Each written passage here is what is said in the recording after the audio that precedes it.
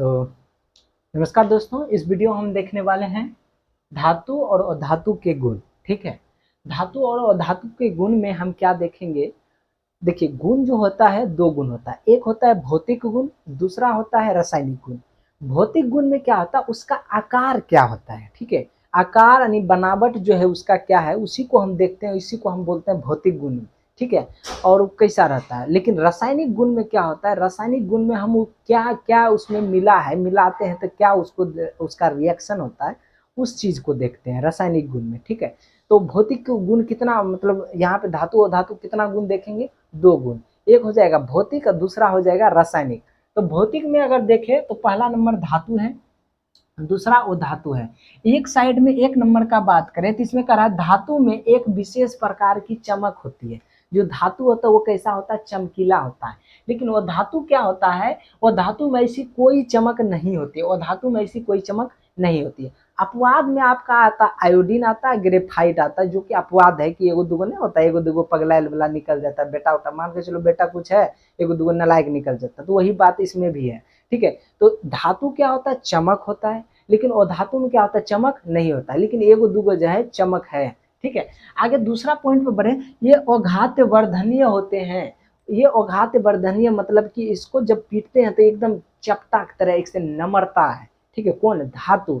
लेकिन वो धातु क्या होता है, ये अघात वर्धन नहीं होता, ये अघात वर्धन नहीं होता है। इसको जब ऐसे घात इस पे करेंगे ना तो ये क्या हो जाएगा, टूट जाएगा। लेकिन ये धातु क्या होगा, ये टूटेगा नहीं, ये पसरेगा। तो इसी को अघात वर्धन कहते हैं। दूसरा क्या है, इसमें तन्यता होती है और इसमें तन्यता नहीं होता है। जो धातु होता है उसमें क्या होता है, तन्यता। तन्यता मतलब नमार के एकदम नमार सकते हैं धातु को।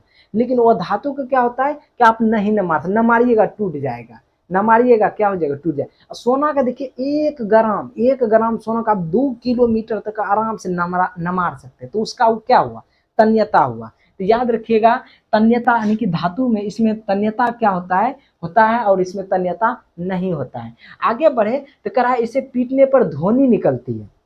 जैसे कि लोहा है, एल्युमिनियम है, कोई भी बर्तन उर्तन लेते हैं, उसको जब पीसते हैं मतलब पीटते हैं तो टन ऐसे करके आवाज निकलता है। तो धातु को मेनली अगर देखें तो पीटने पर क्या होता है, आवाज, एक विशेष प्रकार की ध्वनि निकलती है।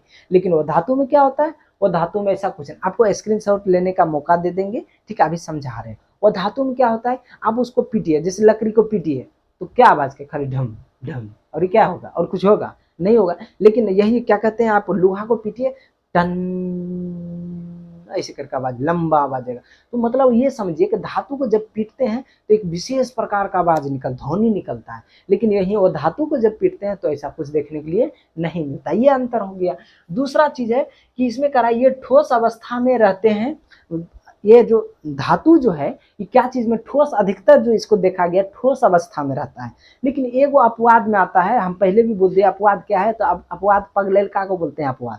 तो जैसे मरकरी, मरकरी क्या होता है, ये द्रव की अवस्था में रहती है, लेकिन है धातु, क्या है, धातु ही है। ठीक है, अब उधर अधातु की बात करें तो अधातु क्या होता है, तीनों अवस्था में पाया जाता है। टोटल अधातु 22 गो है, जिसमें 10, 11 और एक जो द्रव अवस्था ब्रोमीन रहता है, ये क्या चीज में रहता है, द्रव अवस्था में रहता है। बाकी उधर गैस और ठोस, यानी कि कुल मिला के बात ये हुआ कि आपका जो अधातु है ठोस में भी रहता है, द्रव में भी रहता है, गैस में रहता है। अगर अंतर पूछ रहा है तो इसमें करिए ठोस अवस्था में रहता है, ये ठोस और द्रव तीनों यानी कि तीनों अवस्था में रहता है। आगे बात करें विद्युत का सुचालक का बात करें तो देखिएगा कि धातु जो है विद्युत का सुचालक होता है। धातु क्या होता है, विद्युत का सुचालक। लेकिन वो धातु क्या होता है, कुचालक। आप कहेगा सुचालक और कुचालक क्या होता है।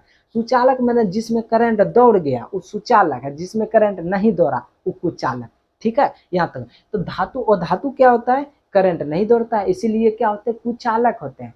और धातु क्या होते हैं, सुचालक, यानी उसमें करंट दौड़ता है। सबसे अच्छा चालक अगर माना जाता है वो चांदी को मांगा, लेकिन चांदी है महंगा, इसीलिए चांदी के बाद आता है कॉपर। तो चांदी का तार नहीं लगा सकते हम, इसीलिए कॉपर का तार सबसे बेस्ट तार माना जाता है। क्या चीज में, विद्युत, जो चुंबकीय विद्युत जो दौड़ाते हैं तार, विद्युत वाला करंट द्वारा, तो कॉपर का तार बेस्ट माना जाता है। उसके बाद आता है एल्युमिनियम। तो इस तरह से आप जो है इसको भौतिक गुण के अंतर धातु अधातु को आराम से लिख सकते हैं। देखिए 2025 में जो पूछेगा या तो भौतिक गुण पूछेगा या तो रासायनिक गुण पूछेगा।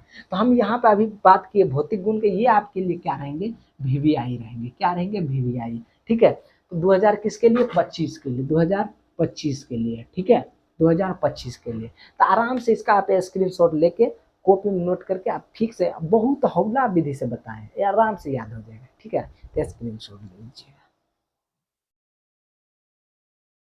तो हम भौतिक गुण को देख चुके थे, अब हम देखेंगे ये धातु और धातु का रासायनिक गुण।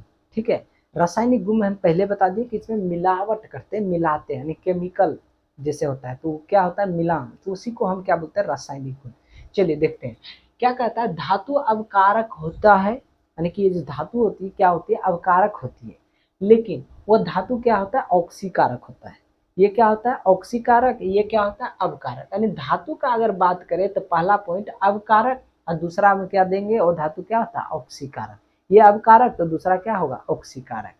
अगर दूसरे नंबर पर बढ़ जाए तो ये तनु अम्लों के साथ में घुलकर H2 गैस को मुक्त करती है। जो धातु है वो क्या करता है, जो हाइड्रोजन है उसके साथ जब मिलता है, तनु अम्ल के साथ जो मिलाते हैं, सॉरी तनु अम्ल के साथ जो धातु को मिलाते हैं, ये हाइड्रोजन गैस बनाता है। ठीक है, हाइड्रोजन गैस बनाता है। यहाँ करा ये तनु अम्लों में घुलकर H2 गैस को मुक्त करता है। वहीं अगर यहाँ का बात करिए, तनु अम्लों के साथ अभिक्रिया नहीं करता, ये बिल्कुल अभिक्रिया करता ही नहीं है। अगर आगे देखिए, धातुओं के परमाणु धन आयन बनाते हैं, मतलब ये हमेशा क्या रहता है, प्लस वाला में रहता है। अगर वहीं अधातु का बात करें तो अधातु का परमाणु जो है ऋण आयन बनाते हैं। एग्जाम्पल जैसे कि Na पर क्या रहता है, प्लस है, Ca पर प्लस है, Fe पर 3 प्लस है, K पर प्लस है, पोटासियम जो हो गया। उसी तरह कैल्शियम इधर इसका भी माइनस दिखाने के लिए मिल रहा है। तो सिंपल भाषा में हम यहाँ पे लिखा है कि धातु धनायन और धातु ऋण आयन। ठीक है, धातु अवकारक और अधातु ऑक्सीकारक। ठीक है, यहाँ पे हो जाएगा। आगे देखते हैं चौथा करा, ये हाइड्रोजन के साथ संयोजन नहीं करता है। धातु कभी भी हाइड्रोजन के साथ संयोजन नहीं करता है, लेकिन कुछ कुछ अपवाद है, तो उसको तो नहीं अंतर बताना है, तो बाद में देख लेंगे। और ये क्या कहता है, ये हाइड्रोजन के साथ जो संयोग करता है, ये क्या बनता है, सहसंयोजक हाइड्राइड बनाते हैं, सहसंयोजक हाइड्राइड बनाते हैं। ठीक है, तो इस तरह से हमारे पास क्या था, धातु और अधातु का क्या था, ये यहाँ पे अंतर था। ये 2024 जो है, सॉरी 2024 से आप 2025 का जो एग्जाम दे रहे हैं, बहुत ज़्यादा क्या रहेगा, वीवीआई। या तो रासायनिक पूछेगा या तो भौतिक पूछेगा। भौतिक सबसे आसान है, रासायनिक भी आसान ही है, बस थोड़ा सा मेहनत करना है, बाकी सब आसान हो जाएगा। ठीक है, तो मिलते हैं नेक्स्ट वीडियो के साथ, लेकिन हाँ चैनल को जरूर सब्सक्राइब कीजिएगा। धन्यवाद।